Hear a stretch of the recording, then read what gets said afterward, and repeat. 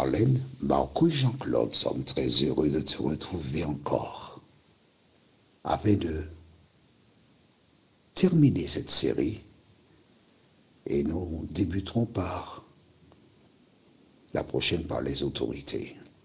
Juste avant de découvrir celui qui les avoue. Et la référence c'est Proverbe 28 verset 13. Proverbe 28 verset 13. Avant de voir celui qui les avoue, prions. Notre Seigneur, notre Dieu, nous venons vers toi encore afin de comprendre ce que tu attends de nous. Jusqu'à présent, nous avons entendu des discours qui sont assez éloignés de ce que nous découvrons dans la parole. Alors nous te demandons de nous aider, Seigneur, plus que jamais, à cesser de passer notre temps à écouter les gens, mais à commencer à lire la parole et d'entendre ta voix nous dire, voici le chemin, marchez-y. Merci de nous entendre, Seigneur. Merci de nous accompagner. Merci d'ouvrir nos yeux, nous t'en prions. Au nom de Jésus pour ta gloire éternelle. Amen. Le récit de Luc 15 s'achève au verset 32. Tu as vu que nous nous sommes arrêtés au verset 27. Parce que la suite est très triste. La suite correspond à l'attitude de beaucoup de personnes qui se disent chrétiennes. Je vais la lire quand même avec toi parce qu'il faut que je te mette en garde. Rappelle-toi. Tu te rappelles, le Père fait une grande fête pour le Fils. Il a été lavé. Il a mis la robe, l'anneau, les chaussures aux pieds, parce que les mercenaires ne portent pas de chaussures. Il a été à la même place qu'il occupait avant son départ. C'est comme si il avait été dormi, il avait fait un cauchemar, et puis il est sorti du cauchemar. Et on boit, on mange, on s'amuse, on rit, on est content. Le frère aîné arrive. Au loin, il entend la musique.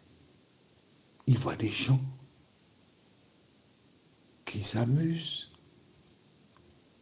Il ne comprend pas. Il reste dehors. Mais rappelle-toi, qu'avait dit le Père? Ce verset, il faut que tu l'entendes et que tu le comprennes. Comprennes, pardon.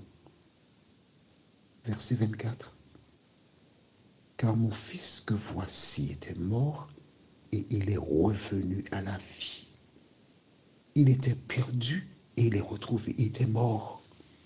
Et nous avons vu dans 1 Timothée 5, verset 6, la Bible déclare, mais celle qui vit dans les plaisirs est morte, quoique vivante. Tu peux être vivant, tu peux faire plein de choses, mais ton cahier scellé, tu es mort, parce que tu n'as pas Jésus. Alors, pourquoi le Père a eu cette attitude à l'endroit de ce fils-là? Nous allons dans Proverbe 28, verset 13. Proverbe 28, verset 13 déclare, « Celui qui cache ses transgressions ne prospère point, mais celui qui les avoue et les délaisse obtient miséricorde. » Ce fils, il a compris que là où il était, c'était pas bon. Il me faut retourner à la maison de mon père. La maison de mon père, pour le moment, représente l'église. D'accord? Le fait de laisser pour aller à la maison, il n'est pas resté dans sa situation. Et quand il se rend à la maison du Père, le Père fait quoi? Il l'accueille. Il est sorti du monde pour revenir au Père. Donc il était mort aussi longtemps qu'il était loin du Père. Et le fait de reconnaître, de confesser, d'abandonner et de retourner à la maison, il est revenu à la vie. Et c'est ce que Dieu attend de chacun de nous. Mais, attention, je te mets en garde.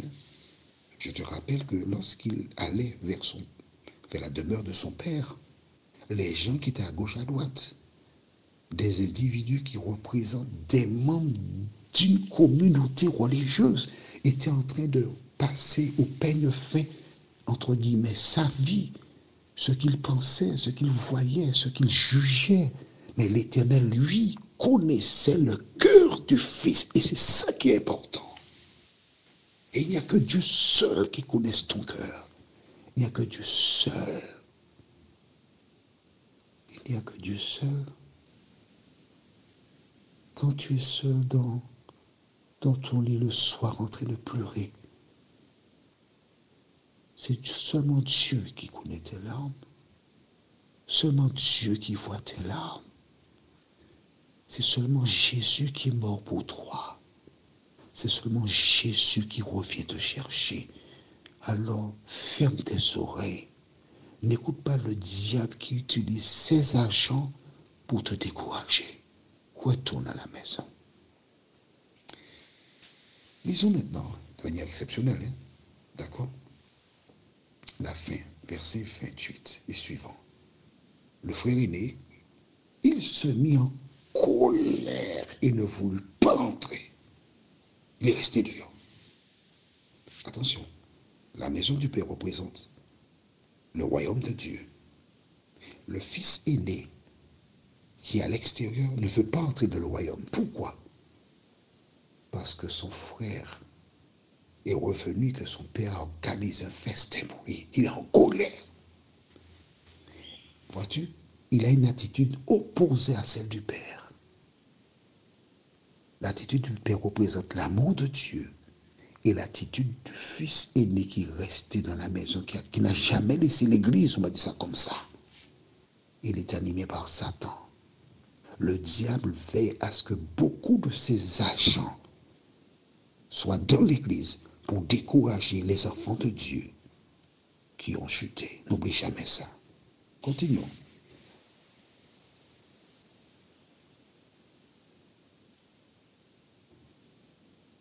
Verset 29. Mais il répondit à son père, voici, il y a tant d'années que je te sers sans avoir jamais transgressé tes ordres. Et jamais tu m'as donné un chevaux pour que je me réjouisse avec mes amis. Et quand ton fils est arrivé, pas mon frère, non?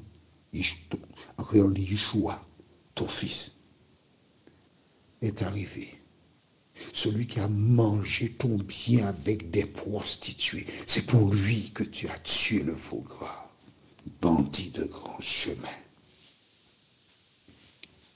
Il connaissait la vie de son frère.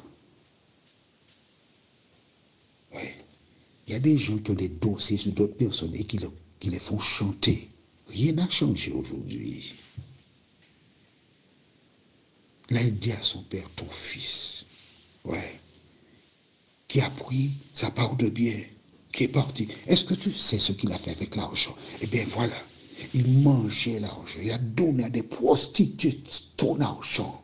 Ouais, il mangeait les prostituées. Et c'est pour lui que tu as fait la fête. Il ne mérite pas la fête. Voilà ce que pensent les agents de Satan. Tu penses bien que si le père voulait savoir ce que faisait son fils, il aurait pu payer un agent secret pour le suivre, pour avoir l'information. Il ne l'a pas fait. Il a respecté sa liberté. C'est ce que Dieu fait avec toi. Mais continuons. Son père dit, verset 31, mon enfant, pourquoi le terme mon enfant, lui dit le père, tu es toujours avec moi et tout ce que j'ai est à toi. Mais il fallait bien s'égayer et se réjouir parce que ton frère que voici était mort. Pour la deuxième fois, il dit, il était mort, perdu. Et qu'il est revenu à la vie parce qu'il était perdu et qu'il est retrouvé. Il ne comprend pas ça. Et le chapitre s'arrête ainsi. Il n'y a rien après. Jésus laisse le flou volontairement. Tu ne sais pas s'il est entré ou s'il est resté dehors. Mais il est évident que celui qui pense ainsi a un cœur qui ne lui permet pas d'entrer dans le royaume des cieux. Comment est ton cœur? Moi, je ne m'adresse pas à toi. Toi qui es comme le frère aîné. Tu n'as qu'à lire la Bible et tu vas te débrouiller. Moi, je voudrais m'adresser à toutes celles et ceux qui sont dans la porcherie. C'est la mission pour laquelle Dieu m'a envoyé. Quand le Père dit à 2 reprises, il était mort, ça veut dire que sans Jésus, tu es mort. Mais ce récit de la Bible est là pour toi. Tu as vu, nous avons pris beaucoup de temps pour l'étudier, afin que tu comprennes l'amour de Dieu. Et je voudrais te dédier cette chanson. Malheureusement, Tania ne peut pas la chanter. Et Jean-Claude Malfleury ne peut pas la jouer. Ce chant dit, sans Jésus, je ne peux vivre. Je n'ose faire un seul pas. C'est lui seul que je veux suivre. Pour lui seul, vivre ici-bas. Et mon cœur n'a rien à craindre, puisque tu me conduiras. Je te suivrai sans me plaindre, en m'appuyant sur ton bras. Qui que tu sois, quelle que soit ta situation, les bras de Dieu sont ouverts pour toi. Et si tu as des difficultés, va à lui, prie, il t'exaucera. Si tu voudrais en parler, un seul numéro de téléphone, tu envoies un message par WhatsApp. Plus 596 696 88 93 93. Tu connais le numéro par cœur maintenant, je pense. Attention, n'envoie pas de message pour dire le message m'a fait du bien. Je ne veux pas savoir ça. Va dire ça à Dieu. Tu envoies un WhatsApp seulement si tu as besoin d'aide dans ce domaine. Et je te donnerai des versets afin que Dieu continue l'œuvre qu'il a commencée en toi. Prions. Notre Seigneur et notre Dieu, merci pour la parole. Il existe 2 chemins. La vie et le bien, la mort et le mal. Il y avait 2 frères. L'un représente celui qui répond à l'appel de Dieu et l'autre qui est dans la maison mais qui ne connaît pas Dieu. Seigneur, aide-nous à être comme le fils prodigue, à prendre conscience que tu pars à notre recherche de différentes manières, à répondre à ton appel, nous t'en prions, au nom de Jésus pour ta gloire éternelle. Amen. Nous débutons le mois d'août avec un nouveau thème, les autorités. Et notre première étude, c'est « Soyez sauvés ». La référence 1 Pierre 5, verset 5. Il me tente de te retrouver.